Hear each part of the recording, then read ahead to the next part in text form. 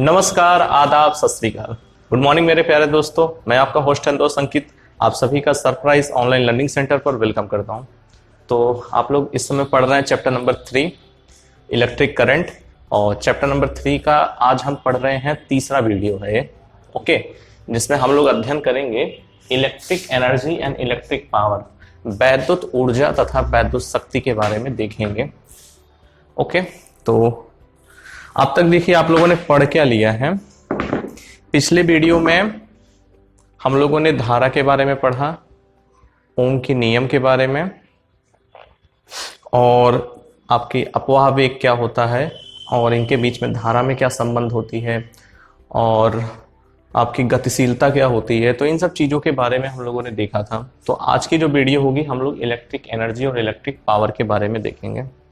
लेकिन कल की जो वीडियो हम लोगों ने समाप्त किया था उसमें मैंने पढ़ाया था आपको ओम का नियम। तो थोड़ा सा रिकैप कर लेते हैं ओम के नियम को। ओम का नियम क्या था? मैंने आपको बताया था कि अगर V जो होती है वो I के अनुक्रमानुपाती होती है, V बराबर IR होता है, R क्या होता था? कांस्टेंट होता था, R बराबर कितना निकलता था? V upon I। एक चीज अगर इसके बीच में ग्राफ बनाए, यहां देखिए, अगर आप V और I के बीच में ग्राफ बनाएंगे तो बिल्कुल स्ट्रेट लाइन होती है। मतलब जो रेसिस्टेंस का ग्राफ बनेगा ए वाला, ये क्या होगी? बिल्कुल स्ट्रेट लाइन होगी, एक सीधी रेखा होगी, एक सरल रेखा होगी। ओके, तो पिछले वीडियो में हम लोगों ने यहां तक चर्चा किया था, और आज आप लोगों ने हेडिंग भी देखा कि क्या है, वैद्युत ऊर्जा और वैद्युत शक्ति है। तो उस पर हम चर्चा करते हैं।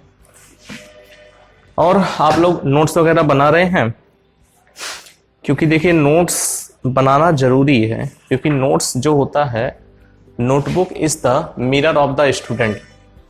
जो नोटबुक होती है एक विद्यार्थी का दर्पण होता है, और आप अपनी नोट से आसानी से चीज़ों को पढ़ सकते हैं।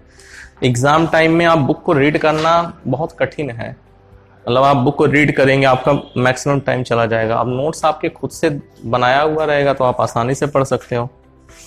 और एक आइडियल स्टूडेंट की पहचान है कि जो चीज़ पढ़ाया जाए उसका नोट्स बनाए। तो आई होप आप सब लोग बना रहे होंगे, और जरूरी भी है बनाना। तो आज की हेडिंग लगा लीजिए आप लोग, वैद्युत ऊर्जा। आज की हेडिंग है वैद्युत ऊर्जा, इलेक्ट्रिक एनर्जी के बारे में देखेंगे। तो हेडिंग लगा लीजिए वैद्युत ऊर्जा।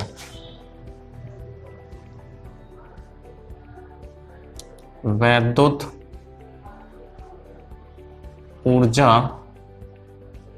Electric energy, electric energy. आप समझेंगे इलेक्ट्रिक एनर्जी है क्या, बहुत ध्यान से चीजें समझेंगे, क्योंकि यहां समझना ज्यादा जरूरी है फिजिक्स में। देखिए हमने एक चालक लिया, ये आपका कंडक्टर है कोई। कल हम लोगों ने इन सब की चीजों के बारे में देखे थे, लेकिन कॉन्सेप्ट वहीं से निकल करके आएगा। ये आपका कंडक्टर है, इसको मैंने बैटरी से कनेक्ट किया है। ये पॉजिटिव और नेगेटिव टर्मिनल है। पॉजिटिव से धारा आपकी निकलेगी और नेगेटिव प्लेट पे जाएगी। इतनी बातें मैंने आपको बताया था।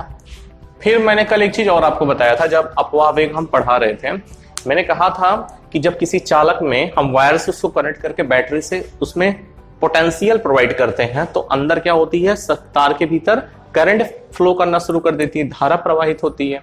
तो जब धारा प्रवाहित होती है तो इसके इलेक्ट्रॉन, मान लीजिए इसके विभव की जो दिशा है वो इधर है, ई की दिशा, तो इलेक्ट्रॉन्स किधर मूव करना शुरू करेंगे? आपके जो इलेक्ट्रॉन्स होंगे कुछ इस टाइप में मूव करना शुरू करेंगे। वैद्युत धारा के विपरीत दिशा में क्या करेंगे? अगर हमने धारा अप्लाई किया तो इलेक्ट्रॉनों का जो गमन की दिशा होगी वो वैद्युत धारा के विपरीत दिशा में होती है, और इलेक्ट्रॉन कुछ इस तरीके से गति करना शुरू करेंगे। ये बात समझ में आ गई? अब आप मुझे एक चीज ये बताओ, अगर जब इलेक्ट्रॉन गति करेंगे तो इलेक्ट्रॉन आपस में टकराएंगे भी, क्योंकि हम टकराने से ही आपका रिलैक्सेशन टाइम वगैरह हम डिफाइन किए थे। जो मुक्त माध्य पाथ हम पढ़ाए थे आपको, या श्रांति काल पढ़ाए थे कि दो टक्करों के बीच का समय, तो एक बात निश्चित है कि इलेक्ट्रॉन और इलेक्ट्रॉनों के बीच में टक्कर जरूर होगा। मतलब इनके बीच में दो इलेक्ट्रॉन्स के बीच में कोलिजन होना तय है, क्योंकि ये कोई क्रम में ऐसा नहीं है बिल्कुल एक के बाद एक, एक के बाद एक, इस तरीके से गति करते हैं, तो ये रैंडमली गति करते हैं। रैंडमली का मतलब हो गया कि किसी भी डायरेक्शन, कोई डायरेक्शन इनकी फिक्स नहीं है, मतलब कहीं से भी। तो जाहिर सी बात है अगर इस तरीके का एटमॉस्फेयर है तो दो इलेक्ट्रॉन्स आपस में क्या करेंगे, टक्कर करेंगे। तो टक्कर करेंगे तो चीजें गर्म होंगी कि नहीं होगी, आप बताइए। अगर टक्कर हो रहा है इनके बीच में इलेक्ट्रॉन इलेक्ट्रॉन, तो हमारा कंडक्टर क्या होगा, हीट होना शुरू होगा। हीट होगा ना, गर्म होना शुरू हो जाएगा और अवरुद्ध करेगा चीजों को, मतलब धारा को बहने में और अवरुद्ध भी उत्पन्न करेगा, और साथ में आपका जो चालक है वो गर्म हो जाएगा। अब जो गर्म हुई है, क्योंकि गर्म जो हुआ है आपका ऊष्मीय ऊर्जा है, ये ऊष्मीय ऊर्जा क्या होती है, ऊर्जा का क्षय करती है। बताइए, अगर इलेक्ट्रॉन टक्कर कर रहे हैं इसका मतलब है कि ऊर्जा में कहीं ना कहीं क्षय होगा कि नहीं होगा, होगा। तो वही जो क्षय ऊर्जा है वो आपकी क्या कहलाएगी, वैद्युत ऊर्जा कहलाती है। मेरी बात समझ में आई कि नहीं। मैंने क्या बताया कि जब इलेक्ट्रॉन धारा प्रवाहित करते हैं तो इलेक्ट्रॉन आपस में टक्कर करते हैं, जिसके कारण क्या होती है कि उनका ऊर्जा का क्षय होता है, और यही क्षयित ऊर्जा ही क्या कहलाती है, वैद्युत ऊर्जा कहलाती है। तो इसको एक सिंपल लैंग्वेज में अगर हम लिखना चाहें तो कैसे लिखते हैं, देखिए। जब वैद्युत धारा को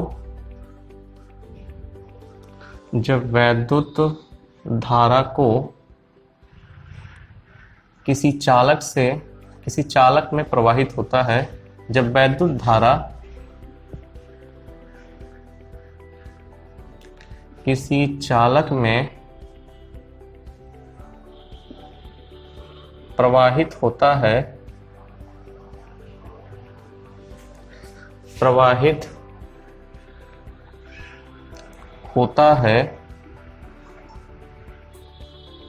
तो तब इलेक्ट्रॉनों के टक्कर से ऊर्जा का ह्रास होता है या ऊर्जा की कमी होती है। ऊर्जा की कमी होती है। यही ऊर्जा वैद्युत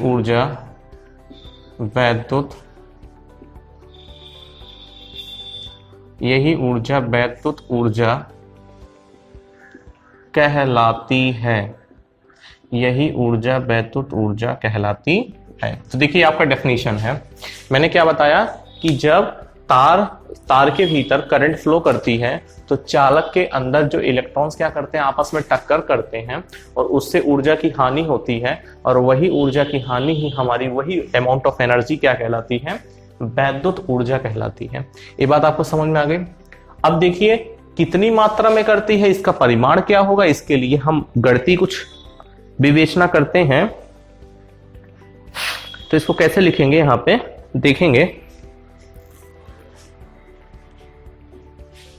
लिखेंगे अगर कितने अमाउंट में करती है। माना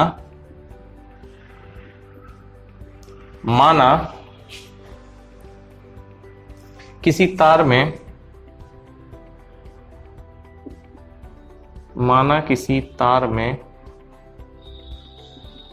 स्मॉल i एम्पियर की धारा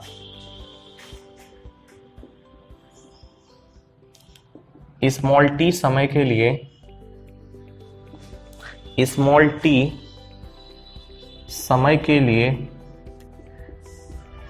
ये सब सारी चीजें आप भी लिखते रहे, आप नोट्स में लिखते हुए चलें।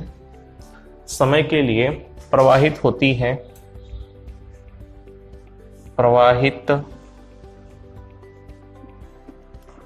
है प्रवाहित होती है, तो यहां से कितना हो जाएगा, Q बराबर कितना हो जाएगा, IT। अगर मैं आपसे पूछूं आवेश, या ऐसा लिखें तब आवेश होगा, तब आवेश होगा। तो आवेश किसके बराबर हो जाएगा, Q is equal to IT के बराबर हो जाएगा। ओके, अब हम क्या लिखेंगे,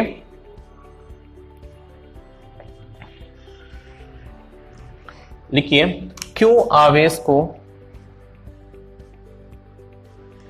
Q आवेश को V विभवांतर, Q आवेश को V विभवांतर पर तार के एक सिरे, तार के एक सिरे से दूसरे सिरे, एक सिरे से दूसरे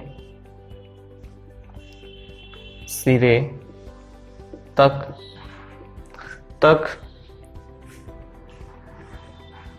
एक सिरे से दूसरे सिरे तक ले जाने में, ले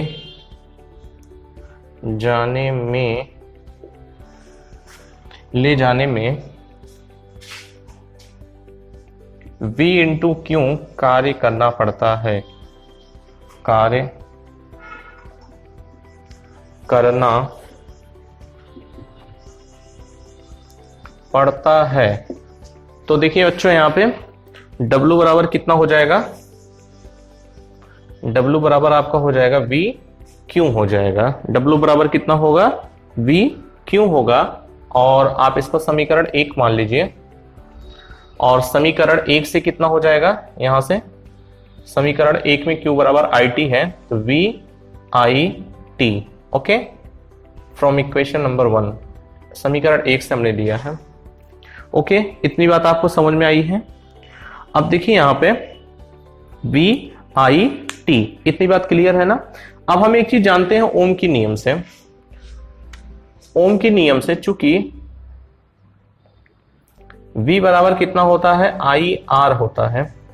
ओम के नियम में मैंने क्या पढ़ाया था, V बराबर IR होता है, तो W इज इक्वल कितना हो जाएगा, V के प्लेस पे IR लिखेंगे तो I स्क्वायर RT हो गया। कितना हो गया, I स्क्वायर RT हो गया। ओके, अब देखिए यहां पे ये चीज आपको समझ में आ रही है। और कैसे लिख सकते हैं कि W बराबर V के स्थान पे V अपॉन R का होल स्क्वायर लिख देते हैं, क्योंकि I के प्लेस पे क्या लिख सकते हैं, V upon R, R T, R से R कैंसिल, तो यहां से ये भी लिखा जा सकता है कि V square upon R T। Okay, इतना जूल। तो यहां से देखिए 3 फॉर्मूले हमें निकल करके आ रहे हैं। अगर आपको ऊर्जा 6 निकालना है तो 3 फॉर्मूले आपके पास हैं। कौन कौन से देखिए आप हैं। एक तो आपके पास निकल रहा है कि W is equal to VIT, दूसरा निकला आपका W is equal to I square RT, और तीसरा निकल गया V square T upon R। तो एक साथ हम यहां से लिख दे रहे हैं, यहां से हम लिख सकते हैं एक साथ। तो यहां से W बराबर कितना आ जाएगा, VIT बराबर I स्क्वायर RT बराबर V square T upon R।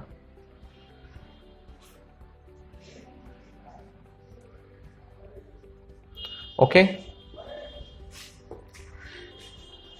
अब देखिए यहां पे इसको हम लोग कैलोरी में भी लिख सकते हैं। कैलोरी के रूप में अगर आप लिखना चाहें, ये जूल में है, ध्यान देंगे ये जो ऊर्जा है आपकी जूल में है। कैलोरी में निकालने के लिए 4.2 से इसको डिवाइड कर देंगे। अगर आप ऊर्जाओं को कैलोरी में लिखना चाहें W को, तो कैसे लिखेंगे, देखिए यहां पे कैलोरी के रूप में अगर आप लिखना चाहो कि W बराबर, क्या कुछ करना नहीं है हमें कैलोरी के लिए, 4.2 से सभी टर्मों को हम डिवाइड कर देंगे। ओके, तो कितना आ जाएगा VIT अपॉन 4.2 बराबर, सभी को 4.2 से हम डिवाइड कर देंगे। ये सारी ऊर्जाएं आपकी कैलोरी में हैं। अगर कैलोरी में हमें निकालना है तो हमें 4.2 से डिवाइड करना पड़ेगा। ओके, इस फॉर्मूले को भी आप लिख लीजिए।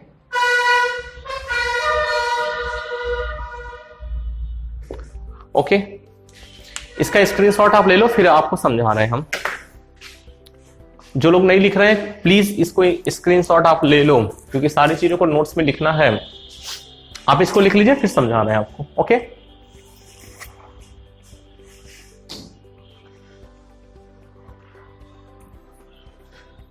इसका स्क्रीनशॉट ले लें आप लोग।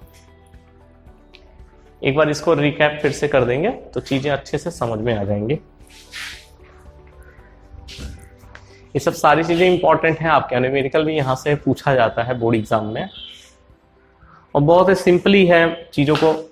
फिलहाल यहाँ पे सिर्फ आप डेफिनेशन वगैरह जाने रहिएगा, डेरिवेशन तो बहुत ज्यादा नहीं है, छोटा सा फॉर्मूला है, इसको तो आप लोग पढ़े भी होंगे।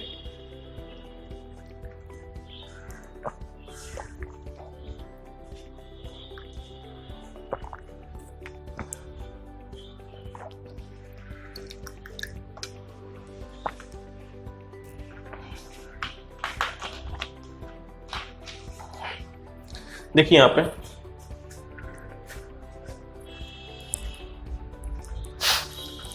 आपका जो टॉपिक है उसका नाम क्या है, वैद्युत ऊर्जा।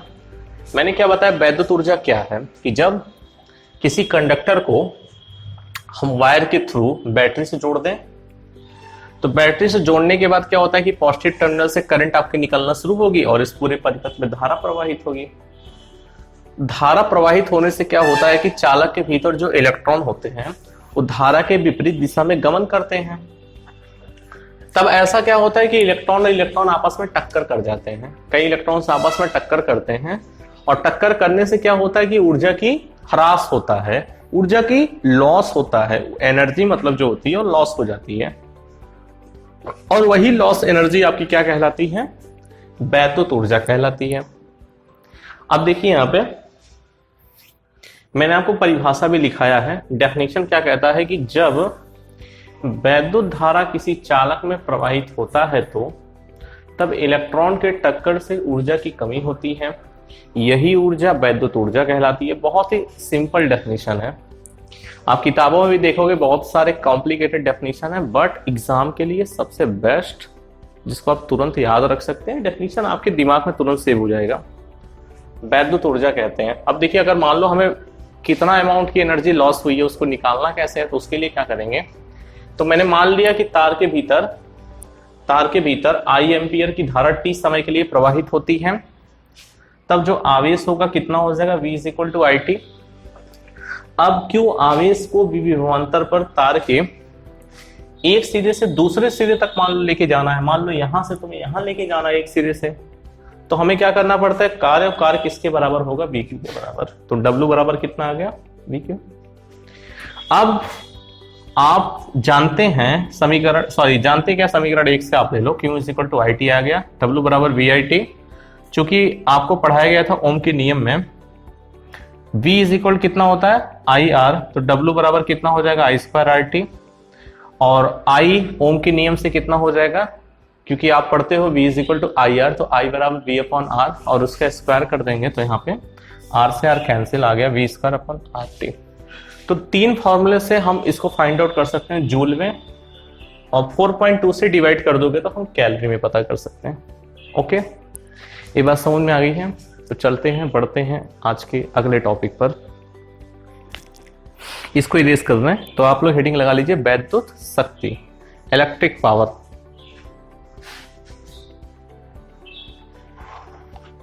हेडिंग आप सभी लगा लेंगे इलेक्ट्रिक पावर।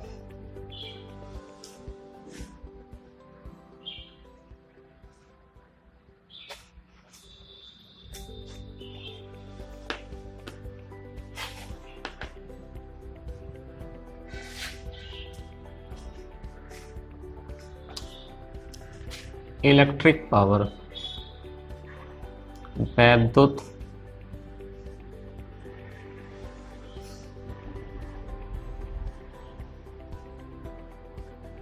वैद्युत शक्ति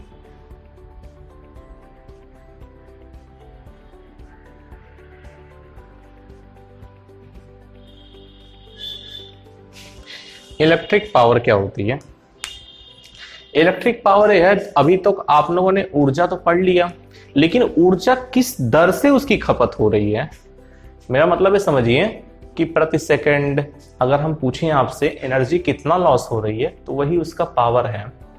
तो क्या कहते हैं ऊर्जा शक्ति को हम कैसे डिफाइन करेंगे वैद्युत शक्ति को, कि वैद्युत ऊर्जा के क्षय होने की दर को, मतलब कि rate of change of electric energy is known as the electric power. बात समझ में कैसे, कि जो वैद्युत ऊर्जा जो मैंने आपको पढ़ाया वो किस दर से खत्म हो रही है, किस दर से वो क्षय हो रही है, लॉस हो रही है।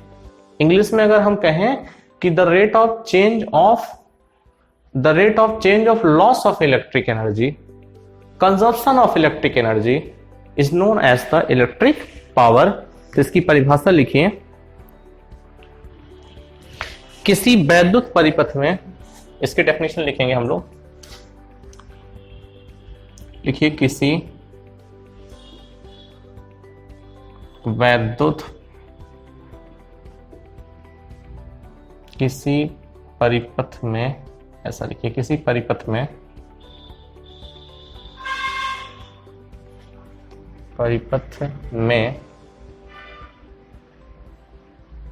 वैद्युत ऊर्जा के क्षय का मतलब होता है लॉस होना, नष्ट होना, के क्षय के दर को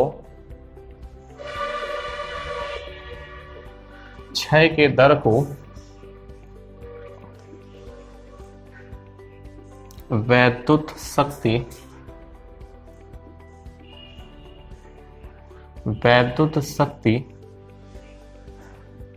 कहते हैं। क्या कहते हैं हम लोग? वैद्युत शक्ति कहते हैं। अब देखिए कुछ इसके बारे में जान लें, इसका प्रदर्शन कैसे करते हैं, रिप्रेजेंटेशन वगैरह। वैद्युत शक्ति को हम P से प्रदर्शित करते हैं। इसको प्रदर्शित करने का तरीका क्या है? P है, कैसी क्वांटिटी है तो आप कहेंगे स्केलर है, स्केलर क्वांटिटी है, मतलब अदिश राशि है। कैसी है? अदिश राशि होती है, इसमें कोई दिशा नहीं होती है, अदिश राशि है। ये बात क्लियर हो गई। टी से रिप्रेजेंट करते हैं और स्केलर क्वांटिटी मतलब अदिश राशि इसकी क्या होती है? राशि होती है। देखिए यहाँ पे इसके डेफिनेशन क्या मैंने बताया, किसी परिपथ में वैद्युत ऊर्जा की क्षय के दर को क्या कहते हैं? वैद्युत शक्ति कहते हैं। अब आप देखिए, तो अगर हमने कहा कि वैद्युत शक्ति किससे दर्शाते हैं? P से, तो P बराबर किसके हो जाएगा? ऊर्जा कितनी है आपकी? E या W लिख दीजिए, W भी आप लिख सकते हो, H भी लिख सकते हैं, जैसा भी करें कोई प्रॉब्लम नहीं है यहाँ पे। तो कितना आ जाएगा? W upon T। P is equal कितना आ जाएगा? W upon T।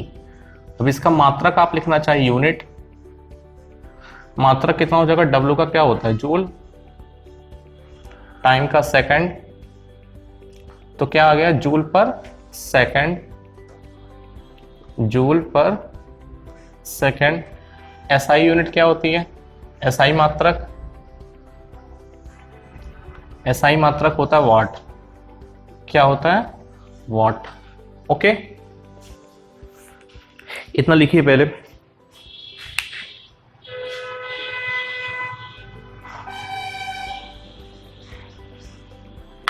इतना आप लोग लिखेंगे, फिर आगे बता रहे हैं आपको।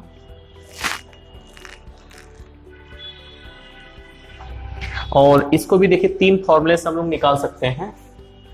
अभी देखिए W बराबर हम लोगों ने क्या क्या पढ़ा, W के तीन फॉर्मूले निकल करके आए थे, I square RT V square T upon R, और आपको मिला था I स्क्वायर RT हो गया, V स्क्वायर अपॉन T और VIT। ये तीन फॉर्मूले थे। यहां से भी हम P को निकाल सकते हैं। कैसे? देखिए,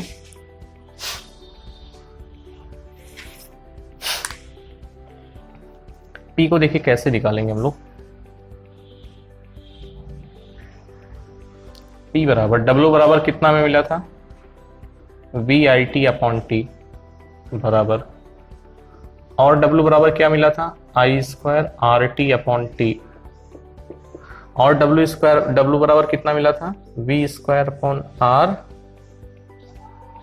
T, V square upon R T upon T. तो टी से टी कैंसिल कर दो आप, तो हमें P बराबर क्या निकल करके आएगा, वी आई आ जाएगा, वी आई बराबर कितना हो जाएगा, आई स्क्वायर आर, एक इसके बराबर होगा V square upon R. Okay, तो तीन फॉर्मूले से हम लोग शक्ति निकाल सकते हैं।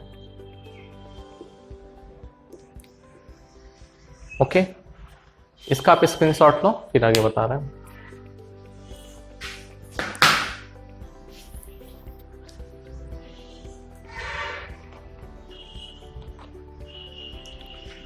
स्क्रीनशॉट ले लीजिए आप लोग।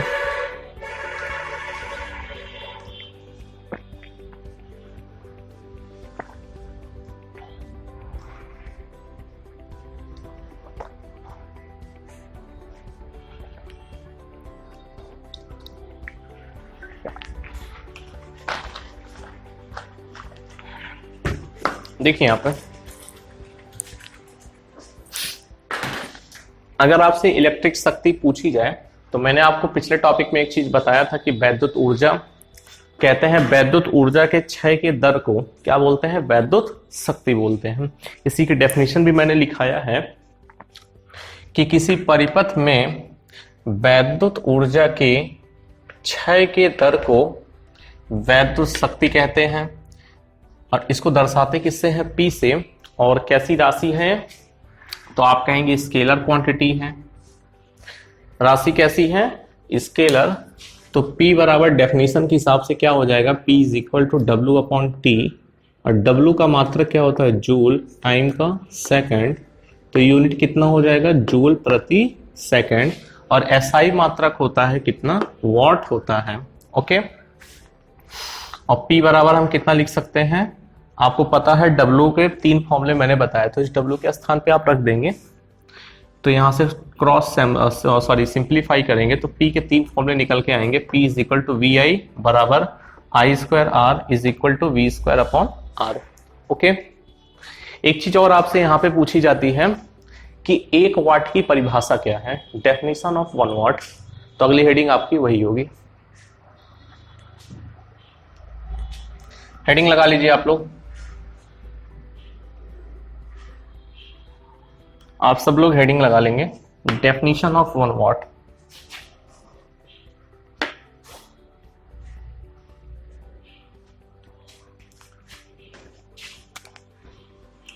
एक वाट की परिभाषा, 1 वाट की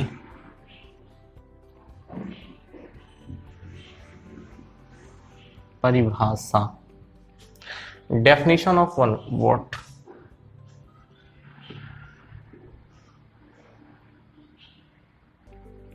definition of 1 watt, definition of 1 watt. देखिए कई बच्चों के कमेंट ये भी सुनने में आते हैं कि आप लोग कहते हैं कि सर स्पीड कभी कभी स्लो आता है, ऐसा कई बच्चे कमेंट करते हैं। तो मैं आपसे बताता हूं कि आपके यूट्यूब में स्पीड को आप मैनेज कर सकते हो, आगे पीछे भी कर सकते हैं। अगर आपको स्लो लग रहा है तो आप उसको 1.25 पे देखिए, और आप तेज देखना चाहते हैं तो 1.5 पे देखिए। 1.5 आपके लिए सफिशियंट है। आप तो यूट्यूब में 2 स्पीड तक भी जा सकते हैं, मतलब 2 गुना तक आप जा सकते हैं रियल वैल्यू के। और आपको बहुत तेज लग रहा है तो आप स्लो भी कर लो, 0.75 पे आप देखिए, 0.5 पे देखो, तो चीज़ें को आप मैनेज कर सकते हैं। और यूट्यूब के देखिए खास बात ये भी है कि आप स्टॉप कर सकते हो, आप आगे पीछे भी कर सकते हैं, जब आपकी इच्छा हो तब देखें। और आप वीडियो को शेयर वगैरह भी किया करिए, लाइक भी करिए, आप सबका एक धर्म भी है। आप गुरु को दक्षिणा के रूप में बस इतना ही करिए कि देखिए आपका कोई यहाँ पे फीस वगैरह तो अलॉटेड है नहीं, तो आपकी जो फ्री वीडियो है बस आपकी रिस्पॉन्सिबिलिटी इतनी बनती है कि आप चीज़ों को लाइक करें, ठीक है। हमारे लिए गुरु दक्षिणा बस इतनी ही होगी, और आप लोग पढ़ के इसको बोर्ड में कुछ अच्छा कर जाएं। ठीक है, लाइक वगैरह भी हम उसको सेकेंडरी चीज रख रहे हैं, प्राथमिकता हमें यही देंगे कि आपको जो चीज पढ़ाया जाए आप उसको well up to date notes बनाएं, चीजों को पढ़ें। नहीं आ रहा समझ में तो आप कमेंट सेक्शन में लिखें, हमें बताइए, हम उस चीज को बताते हैं, आपको एक स्पेशल क्लास में लेके बता देंगे। रिवीजन भी कराना है आप लोग का, कोर्स भी देखिए टाइमली आपको एंड करना है। डेट तो यहाँ पे निर्धारित कर दी गई है संस्था की तरफ से कि 31 जनवरी 2021 जब आपका कोर्स का पूरी कंप्लीट का मतलब है पूरा न्यूमेरिकल सहित आपको बताया जाएगा यहाँ पे। ठीक, तो ये बिल्कुल अच्छे से पढ़िए, आप निश्चिंत रहिए, और वीडियो बिल्कुल रेगुलर बेसिस पे ही आएंगी आपकी, और ट्रस्ट करिए सारे कोर्स को खत्म किया जाएगा। और आप भी पढ़ाई करते रहें, क्योंकि देखो इस समय पैंडेमिक काल है, आपको लग रहा होगा कि पता नहीं एग्जाम होगा कि नहीं होगा, तो आपसे बता दें इस समय कंपटीशन एग्जाम आपके चालू हो गए हैं। अभी एनडीए का पेपर खत्म हुआ, यूपी बीएड का भी पेपर हो गया, रिजल्ट भी आ गया, तो एग्जाम तो गवर्नमेंट करा ही रही है। और आपसे बता दें देश की सबसे बड़ी परीक्षा जो एनटीपीसी है उसकी भी टेंटेटिव डेट आ चुकी है कि 15 दिसंबर तक वो लोग भी पेपर करा देंगे। करोड़ों के बच्चे हैं वहां पे, तो आपका भी पेपर होगा और टाइमली होगा। और आई होप आपका पेपर जो है 15 मार्च के आसपास होना चाहिए, तो पेपर वगैरह सब कुछ होने को है, ये निश्चिंत रहिए और आप पढ़ाई करिए। अभी देखिए, अभी से आप देखोगे तो ऑन एवरेज आपके पास 6 मंथ के आसपास समय है, तो कैसे मैनेज करना यहाँ तो हम खत्म कर रहे हैं, लेकिन 1-1 घंटे की वीडियो आप उसको देखिए, केमिस्ट्री में भी प्रोवाइड किया जा रहा है, तो समझ के चलिए। क्योंकि देखिए जो बच्चे, आपसे मैं एक बात और बता दूं, 2021 सिर्फ और सिर्फ ऑनलाइन वालों का है, ये बात बिल्कुल स्पष्ट है, क्योंकि कोई भी ऑफलाइन क्लासेस, कोई भी स्कूल, कोई भी कोचिंग आपकी चल नहीं रही है पूरी ग्लोबली। बच्चे जो ऑनलाइन से वेल अप टू डेट पढ़ रहे हैं उन्हीं का 2021 है, और वही वेल डन करेंगे, वही बहुत अच्छा करने वाले बोर्ड में। तो आपको भी ये प्लेटफॉर्म दिया गया है, तो ऐसा बिल्कुल ना समझें कि नहीं ये सब सुविधाएं शहर के बच्चों को ही हैं, हमारे ग्रामीण क्षेत्रों में नहीं है, तो आप ये सब नहीं, यहाँ इस चैनल पे आपको वो सिस्टम प्रोवाइड की जा रही है जो आप शहरों में जो चीज पाते हैं, जो आप लखनऊ, दिल्ली, मुंबई जैसे शहरों में जो सिस्टम आपको प्रोवाइड की जाती है, एज रूबरू आपको यहाँ पे भी दिया जाएगा। ठीक है, दिया जाएगा क्या, दिया जा रहा है आपको। तो चलते हैं अगले टॉपिक पे।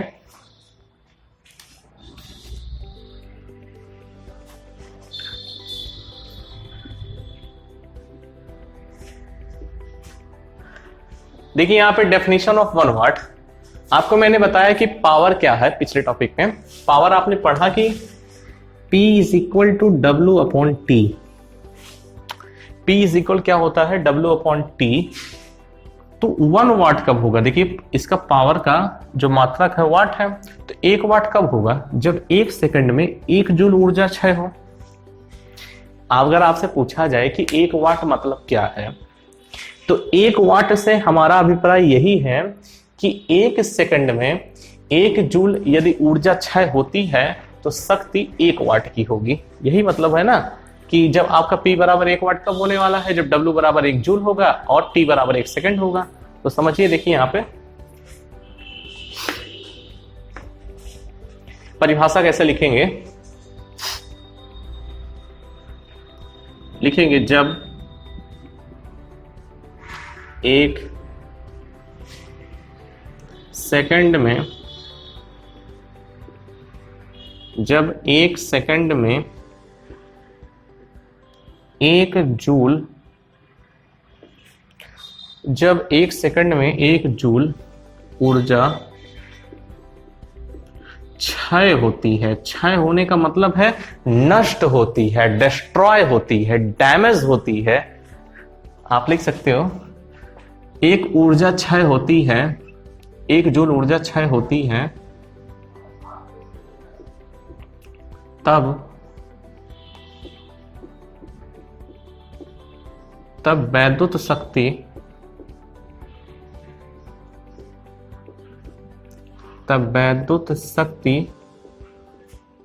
वैद्युत शक्ति 1 वाट होती है। 1 वाट होती है। तो यहां से मतलब क्या है कि 1 वॉट इज इक्वल टू कितना हो जाएगा, जब आपकी 1 जूल ऊर्जा क्षय हो कितने समय में, 1 सेकंड में। इसको आप लिख लो, ये छोटा सा डेफिनेशन है, पूछ लिया जाता है 1 से 2 नंबर में, तो ये भी इंपॉर्टेंट था, आया हुआ है आपके पेपर्स में, पूछ लिया जाता है। कोई भी चीज देखो इग्नोर करने लायक नहीं है, सारी बातों को हम लेके चलेंगे। ले स्क्रीनशॉट ले लीजिए, इसको एक बार फिर से बता देंगे आपको।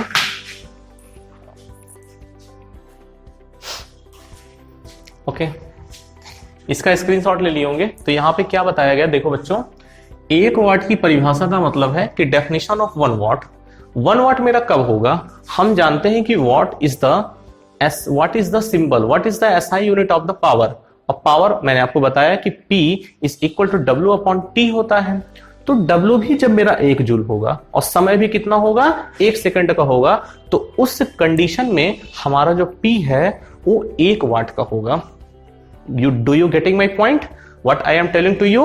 I am telling to you, getting my point that कि when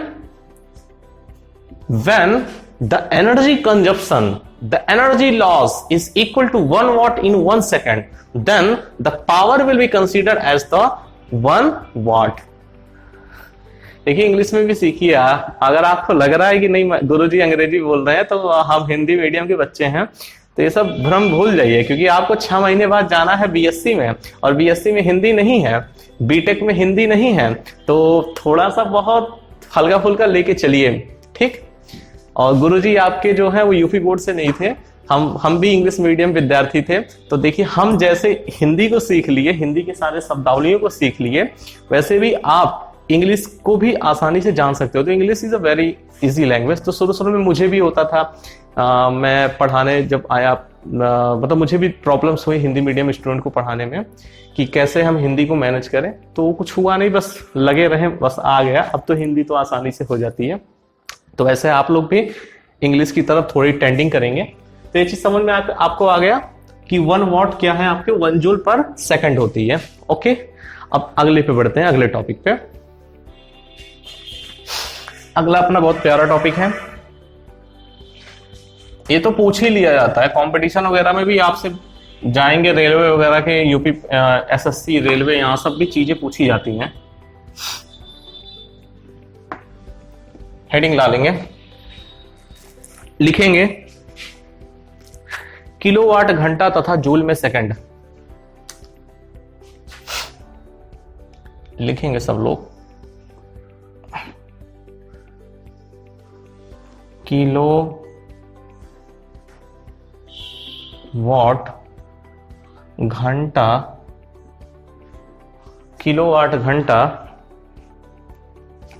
इसको क्या बोलेंगे किलोवाट घंटा को, KWH, किलोवाट घंटा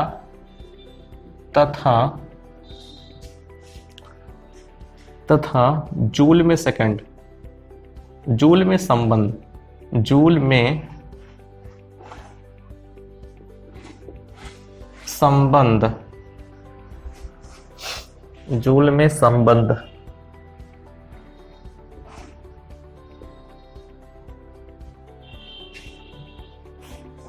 इंग्लिश में लिखना चाहे तो लिख सकते हैं रिलेशन बिटवीन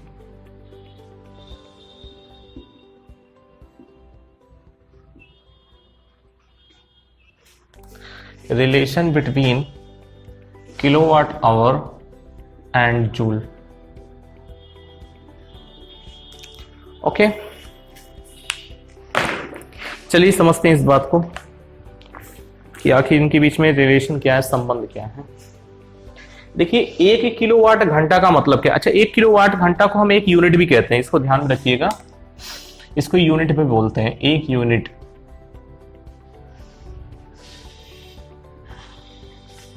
ठीक है, तो यहां से देखिए 1 KWH ऐसे लिख लेंगे। 1 किलोवाट घंटे का मतलब क्या है कि 1 किलो वाट इंटू घंटा, यही तो मतलब है। अगर मैं आपसे पूछूं कि 1 किलोवाट में कितने वाट है, तो आप कहेंगे 1000 वाट है। कितने हो जाएंगे? 1000 वाट इंटू 1 घंटे में कितने मिनट होते हैं? 60, और प्रति मिनट में 60 सेकंड होते हैं, मतलब प्रत्येक मिनट में 60 सेकंड होते हैं। तो मैं पूछूं 1 घंटे में कितने सेकंड है, तो आप कहेंगे 60 गुणे 60। कितने हो जाएंगे यहाँ पे? 60 गुणे 60 सेकंड। ये बात आपको क्लियर है? अब देखिए यहाँ पे कैसे अब इसको हैंडल करते हैं। यहाँ पे लिखते हुए चलेंगे 1 kWh, 1 kWh, ये तो 1000 वाट हो गया। 60 गुणे 60 आपका कितना हो गया? 3600 सेकंड होती है 1 घंटे में। आप इसको सॉल्व करेंगे तो कितना आ जाएगा जी? 1 किलोवाट घंटा बराबर 36, कितने हैं? 1 2 3 4 5 जीरो चिपका दीजिए। इतने आपके क्या होते हैं? किलोवाट होते हैं, सॉरी वाट सेकंड होता है। वाट सेकंड मतलब वही जूल आप लिख सकते हैं। वाट सेकंड का मतलब क्या होता है? जूल। तो यहां से 1 kWh 1 kWh is equal to कितना हो जाएगा? 36 के बाद 5 जीरो आप लगा दीजिए। वाट सेकंड का मतलब क्या है? जूल। और इसको लिख क्या सकते हैं? 3.6 इंटू 10⁶। तो 1 किलोवाट घंटा में, 1 किलोवाट घंटा में कितना हो जाएगा? 3.6 इंटू 10⁶ जूल होता है। इतना जूल होता है।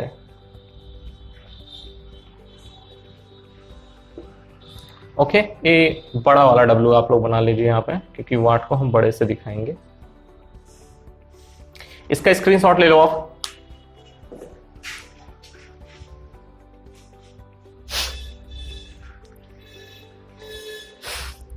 स्क्रीनशॉट आप इसका ले लीजिए।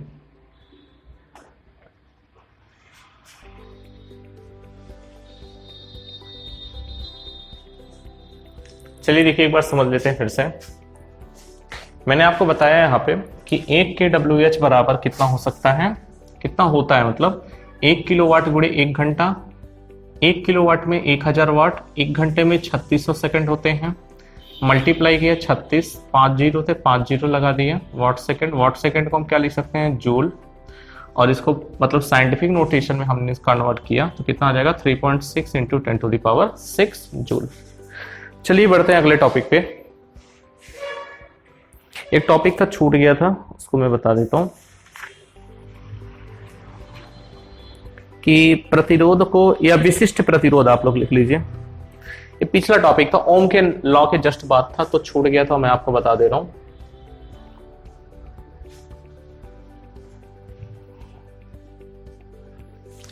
बढ़ते हैं अगले टॉपिक पे।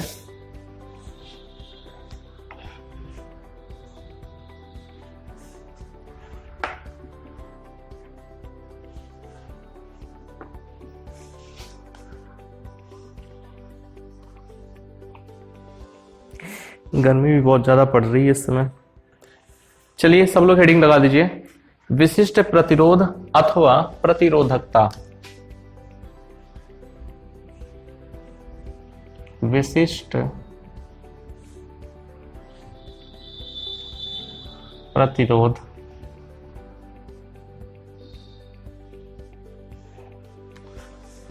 अथवा प्रतिरोधकता। प्रतिरोधकता इसको इंग्लिश में क्या कहते हैं? Specific resistance.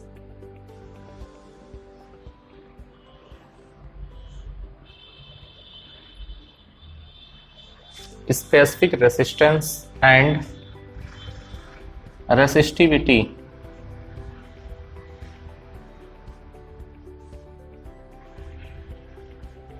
Specific resistance and specific resistivity, sorry resistivity कहेंगे।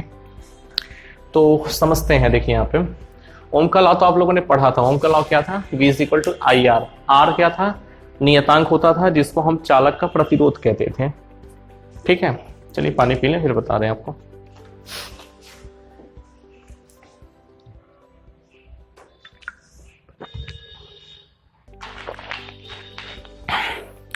देखिए यहाँ पे आपके पास एक कंडक्टर है। कंडक्टर बोले तो चालक।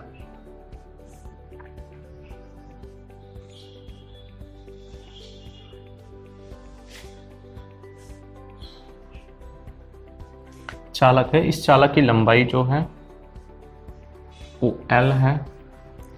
इसकी जो प्रतिच्छेद काट का जो क्षेत्रफल है वो कितना है? A है। ठीक, अब देखिए प्रतिरोधकता कैसे आई, कैसे इसको समझते हैं, इस बात को समझिए। किसी चालक का जो प्रतिरोध है वो 3 बातों पर निर्भर करता है। किसी चालक का प्रतिरोध 3 बातों पर क्या करता है? निर्भर करता है। वो 3 बातें कौन कौन सी हैं? पहला तो होता है कि चालक की प्रकृति पर निर्भर करेगा कि किस धातु का आपने बनाया है, लोहे का बनाया है कि चांदी का बनाया है कि एल्युमिनियम का है कि कॉपर का है। तो डिपेंड करती है पहला कि किसी चालक का प्रतिरोध उसके प्रकृति पर डिपेंड करता है। इट मींस उसके नेचर पे डिपेंड करता है। तो पहली बात हम लिखेंगे, या ऐसा लिखते हैं, डायरेक्टली हम लिख सकते हैं, किसी चालक का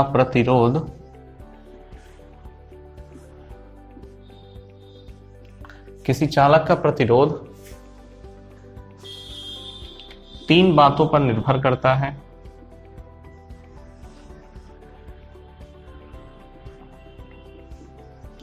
तीन बातों पर निर्भर करता है। तीन बातों पर निर्भर करता है। पहला क्या है? चालक की प्रकृति पर। पहला है चालक की प्रकृति पर। दूसरा है चालक की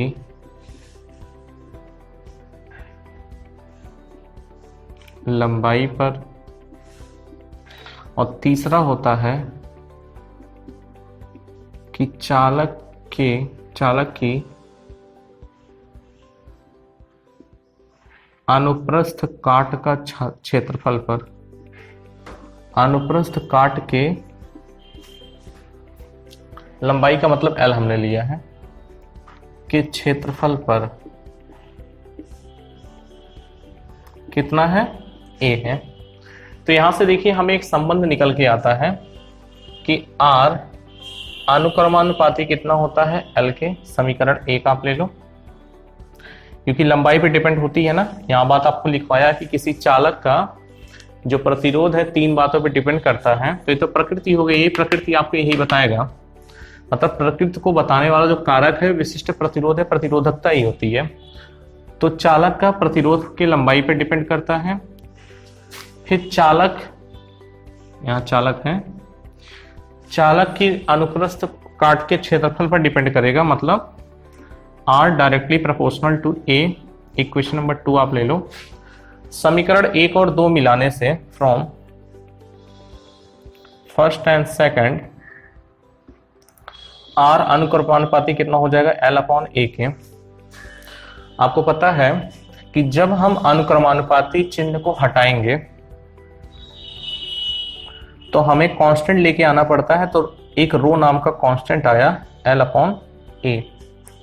तो यहां लिखेंगे जहां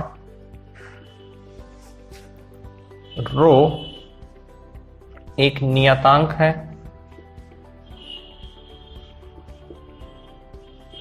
रो एक नियतांक है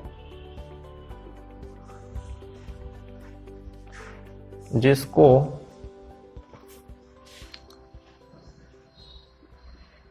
चालक की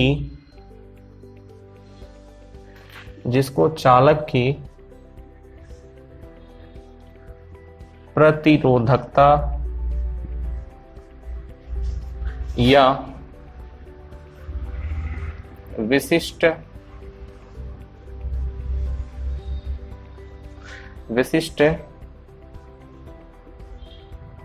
प्रतिरोध कहते हैं। विशिष्ट प्रतिरोध कहते हैं। इसका स्क्रीनशॉट ले लो, एक बार समझा रहे हैं फिर।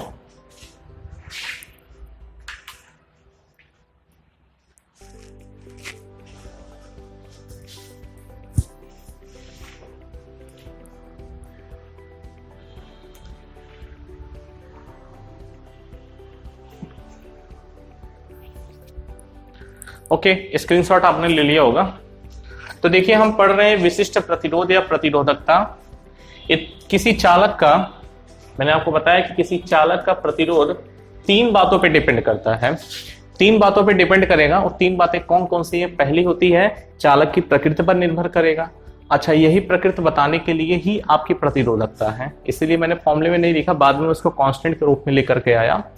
दूसरी बात क्या है कि चालक की लंबाई L जो है L पे डिपेंड करेगी।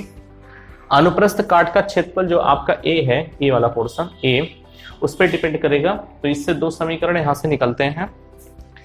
R directly proportional to 1 is equal to equation number 1 R inversely proportional. 1 minute, एक चीज, इसको अनुक्रमानुपाती नहीं, व्युत्क्रमानुपाती होती है। सॉरी, यहाँ पे कितना होता है? व्युत्क्रमानुपाती। R व्युत्क्रमानुपाती 1/a equation number 2। तो समीकरण 1 और 2 से कितना मिला? R अनुक्रमानुपाती L/A, क्योंकि 1/a है तो नीचे आ जाएगा। ठीक है, R बराबर, प्रोपोर्शनलिटी साइन का हटाएंगे और बराबर लाएंगे, तो यहाँ पे क्या लाना पड़ता है? कांस्टेंट। हमने कांस्टेंट लाए L/A। तो L रो क्या है? सॉरी, इसको पढ़ते हैं रो। अगर आप इसको दर्शाने की बात करें तो क्या होती है? रो होती है। ओके, और इसका मात्रक क्या होता है? ओम मीटर होता है। ध्यान देंगे, क्या होता है मात्रक? ओम मीटर होता है। इसका मात्रक जो होता है ओम मीटर होता है। ओके, ये बात आप ध्यान में रखेंगे यहाँ पे। तो यहां से क्या आ जाएगा? R is equal to rho L/A।